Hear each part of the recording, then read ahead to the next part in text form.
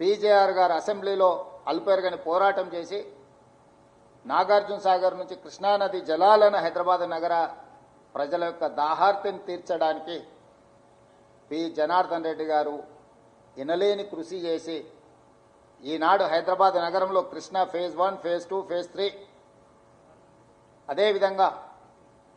రోసయ్య గారు, కిరణ్ కుమార్ రెడ్డి గారు గోదావరి జలాలను తరలించాలని, అంతకంటే ముందు మంజురా సింగూరు నుంచి వచ్చే తాగునీటి జలాలను వృధా కానియకుండా జంట నగరాల దాహార్తిని తీర్చడానికి నిజాం సర్కార్ కట్టిన గండిపేట నుంచి వచ్చే తాగునీటి సమస్య తర్వాత ఈ ప్రాజెక్టులే నగర విస్తరణకు వేగంగా ఈ నగరం అభివృద్ధి జరగడానికి ఈ సమస్యలను పరిష్కరించి ఈనాడు ఐటీ, ఫార్మా, ఎడ్యుకేషనల్ ఇన్స్టిట్యూట్స్ ఒక నాలెడ్జ్ హబ్గా హైదరాబాద్ మారింది అని అంటే ఆనాడు ఒక స్పెషల్ పాలసీ తీసుకొచ్చింది. చంద్రబాబు నాయుడు గారైనా, డాక్టర్ వైఎస్ రాజశేఖర రెడ్డి గారైనా ఈ మహానగరం యొక్క అభివృద్ధి కోసం తీసుకున్న నిర్ణయాలను రాజకీయంగా భిన్న అభిప్రాయాలు ఉన్నా వాటిని కొనసాగించారు. అందులో భాగంగానే ఈ జంట నగరాల చుట్టూతా జంట నగరానికి నిరంతరాయంగా విద్యుత్తును సరఫరా చేయాలి, తద్వారా పెట్టుబడులు వస్తాయి, ఐటీ రంగం, ఫార్మా రంగం విస్తరిస్తుందని ఆనాడు ఎంతో విద్యుత్తు కొరత ఉన్న ఈ జంట నగరాలకు నిరంతరాయ విద్యుత్తును ఆనాడు అందించడం వల్ల విప్రో, మైక్రోసాఫ్ట్, ఇన్ఫోసిస్ లాంటి, గూగుల్ లాంటి సంస్థలు, పెద్ద పెద్ద ఐటీ రంగంలో దిగ్గజాలైన సంస్థలు ఈ నగరానికి తరలి రావడం జరిగింది. ఫార్మాలో చెప్పవలసిన అవసరమే లేదు. ప్రపంచానికే ఆదర్శంగా నిలబడే ఫార్మా రంగాన్ని ఆనాడు ప్రోత్సహించడం వల్లనే ఈనాడు భారతదేశం ఉత్పత్తి చేస్తున్న బల్క్ డ్రగ్స్లో 40% మన నగరం నుంచే ఉత్పత్తి జరుగుతుంది. మొన్న జరిగిన కోవిడ్ ఉపద్రవంలో 4 కోవిడ్ వ్యాక్సిన్స్ వస్తే 3 కోవిడ్ వ్యాక్సిన్స్ మన నగరం నుంచే ఉత్పత్తి చేయడం జరిగింది. నిన్నగాక మన ఎలిలిలి అని ప్రపంచ దిగ్గజ సంస్థ $1 బిలియన్ ఇన్వెస్ట్మెంట్ చేసి ప్రపంచానికి మొత్తం వాళ్ళు సరఫరా చేసే మందులను ఇక్కడనే ఉత్పత్తి చేసి ఇక్కడి నుంచే ప్రపంచానికి అందిస్తామని చెప్పి ఈరోజు మొదటి విడతగా $1 బిలియన్ ఇన్వెస్ట్మెంట్కి ఈరోజు మన నగరానికి తరలి రావడం జరిగింది. ఇలాంటి చాలా సంస్థలు మేము వచ్చిన తర్వాత global capability centres, data centres, ఇతర సంస్థలు, జీసీసీలు, ఈ దేశంలో వచ్చిన ఫార్చ్యూన్ 500 కంపెనీలకు సంబంధించిన జీసీసీలు ఈ దేశానికి వచ్చిన దాంట్లో 70% ఓన్లీ హైదరాబాద్ నగరానికే తరలి వచ్చినాయి.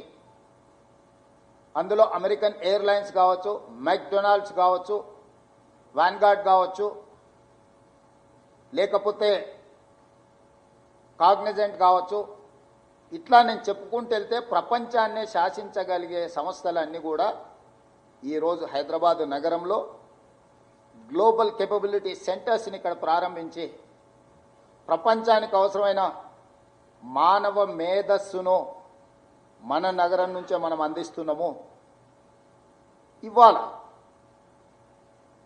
ఇవన్నీ రావడానికి కారణం ఆనాడు తీసుకున్న ప్రణాళికలు. నేదురుమల్లి జనార్దన్ రెడ్డి గారు ఉన్నప్పుడు పునాది రాయి వేసిన హైటెక్ సిటీ, రాజశేఖర్ రెడ్డి గారు కొనసాగించిన ఔటర్ రింగ్ రోడ్, అంతర్జాతీయ ఎయిర్పోర్ట్, మెట్రో రైలు, కృష్ణా గోదావరి తాగునీటి జలాలు, ఐఎస్బీలు, నల్చర్లు, ట్రిపుల్ ఐటీలు, చంద్రబాబు నాయుడు గారు ప్రారంభించిన రాజకీయ కక్ష లేకుండా వాటిని వేగంగా అభివృద్ధి చేయడానికి, ఒక నాలెడ్జ్ హబ్ని క్రియేట్ చేయడానికి ఆనాడు విజయభాస్కర్ రెడ్డి గారు ప్రోత్సహించిన అపోలో హాస్పిటల్స్ నుంచి మొదలు పెడితే ఈనాడు ఉన్న ఏఐజీ, యశోద, గొప్ప గొప్ప హెల్త్ సెంటర్స్ ఇక్కడికి రావడానికి కారణము ఆనాడు కాంగ్రెస్ పార్టీ తీసుకున్న పాలసీలే. ఇవన్నీ కూడా తెలంగాణ గ్రోత్ ఇంజన్ కింద మారినాయి. ఎందుకు ఆంధ్రప్రదేశ్ విడిపోయినప్పుడు ఆంధ్రప్రదేశ్కు సంబంధించిన ప్రజాప్రతినిధులు హైదరాబాద్ నగరంలో మాకు వాటా కావాల్సిందే, మేము ఇక్కడనే ఉంటాం, ఇక్కడనే తిష్ట వేస్తామని అడగడానికి ప్రధానమైన కారణము అంతర్జాతీయ స్థాయి ప్రమాణాలతో ఆ 10 సంవత్సరాలు కాంగ్రెస్ పార్టీ అభివృద్ధి చేయడమే. అంతర్జాతీయ ఎయిర్పోర్ట్ కావచ్చు, ఔటర్ రింగ్ రోడ్ కావచ్చు, హైటెక్ సిటీ కావచ్చు, ఐటీ ఫార్మా కంపెనీలు కావచ్చు, పేరెన్నికగండిన విద్యా సంస్థలు కావచ్చు, మెట్రో రైలు కావచ్చు, తాగునీటి సమస్య కావచ్చు, నిరంతరాయంగా విద్యుత్తు సరఫరా కావచ్చు. దాదాపుగా ప్రతి సంవత్సరం 1,10,000 మంది ఇంజనీరింగ్ విద్యార్థులను అందించడం వల్ల, ఈ సంస్థలలో పనిచేయడానికి అవసరమైన నైపుణ్యాన్ని అందించడం వల్ల ఉమ్మడి రాష్ట్రంలో అత్యధికంగా ఆదాయం హైదరాబాద్ నగరం అందించడం వల్ల ఈనాడు తెలంగాణ రాష్ట్రానికి నడపడానికి అవసరమైన ఇంధనం 65% ఈ జంట నగరాల నుంచే వస్తుంది. భారతదేశంలో హైయెస్ట్ పర్ క్యాపిటా దేశంలోనే రంగారెడ్డి జిల్లా మొదటి స్థానంలో ఉంది పర్ క్యాపిటాలో. అంటే ఆనాడు కాంగ్రెస్ పార్టీ తీసుకున్న నిర్ణయాలు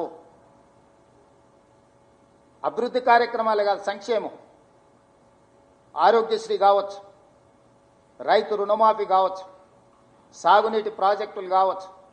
ఇట్లాంటి ఏ ప్రాజెక్టులు తీసుకున్నా, ఉచిత కరెంటు కావచ్చు, ప్రతి పథకాన్ని పకడ్బందీగా, ఇందిరమ్మ ఇండ్లు స్కై ఇస్ ద లిమిట్